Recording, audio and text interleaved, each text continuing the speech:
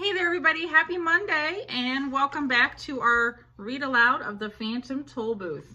When we last left off, we were on chapter 3, Confusion in the Marketplace, and Milo and Talk, the watchdog, were trying to figure out what's going on with, like, the people were buying words and letters, and Milo had tasted the letter A, and he said it tasted sweet.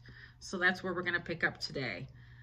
These are for people who like to make their own words, the man in charge informed Milo.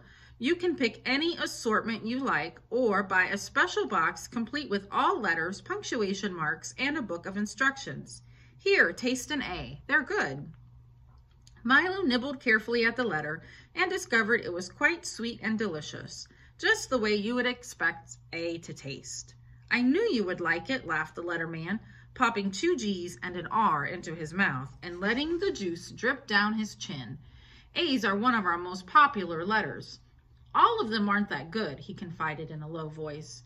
Take Z, for instance, very dry and sawdusty. And the X? Why, it tastes like a trunk full of stale air. That's why people hardly ever use them. Most of the others are quite tasty. Try some more. He gave Milo an I, which was icy and refreshing, and took a crisp, crunchy C. Most people are just too lazy to make their own words, he continued, but it is much more fun. Is it difficult? I'm not much good at making words, admitted Milo, spitting the pits from a P. Perhaps I can be of some assistance. Assistance, buzzed an unfamiliar voice, and when Milo looked up, he saw an enormous bee, at least twice his size, sitting on the top of a wagon. There he is. Look how big he is.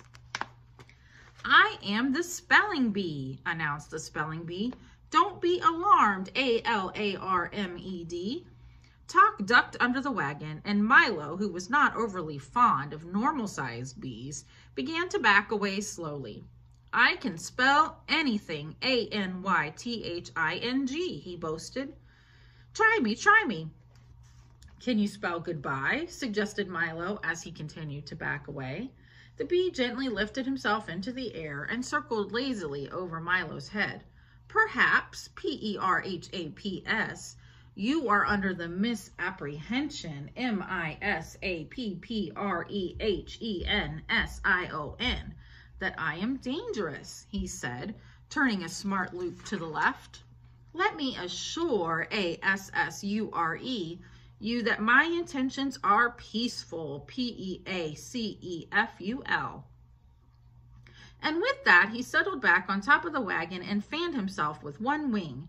Now, he panted, think of the most difficult words you can think of and spell it, and I'll spell it. Hurry up, and he jumped up and down impatiently. He looks friendly enough, thought Milo, not sure just how friendly a friendly bumblebee should be, and he tried to think of a very difficult word. Spell vegetable, he suggested, for it was one that always troubled him at school. That is a difficult one, said the bee, winking at the letterman. Let me see now. He frowned and wiped his brow and paced slowly back and forth on top of the wagon. How much time do I have? Just 10 seconds, cried Milo excitedly. Count them off. Talk? Oh dear, oh dear, oh dear, oh dear, the bee repeated, continuing to pace nervously. Then, just as the time ran out, he spelled as fast as he could, V-E-G-E-T-A-B-L-E. Correct, shouted the letterman, and everyone cheered. Can you spell everything? Asked Milo admiringly. Just about, replied the bee with a hint of pride in his voice. You see, years ago, I was just an ordinary bee, minding my own business, smelling flowers all day, and occasionally picking up part-time work in people's bonnets. Then one day, I realized that I'd never amount to anything without an education. And being naturally adept, that means he's naturally good at it, at spelling, I decided... Boulder Dash, shouted a booming voice, and from around the wagon stepped a large beetle-like insect, dressed in a lavish coat, striped pants, checkered vest, spats, and a derby hat. Let me repeat, Boulder Dash, he shouted again, swinging his cane and clicking his heels in midair. Come now, don't be ill-mannered. Isn't someone going to introduce me to the little boy? This, said the bee with complete disdain, is the humbug, a very dislikable fellow. What does dislikable mean? It's hard to like him, right? Most people don't like him for some reason. Nonsense! Everyone loves a humbug, shouted the humbug. As I was saying to the king just the other day. You've never met the king, accused the bee angrily.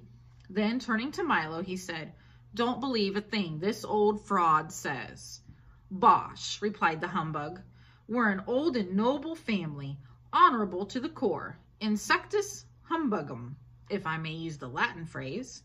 Why, we fought in the Crusades with Richard the Lionheart, crossed the Atlantic with Columbus, blazed trails with the pioneers, and today many members of the family hold prominent government positions throughout the world.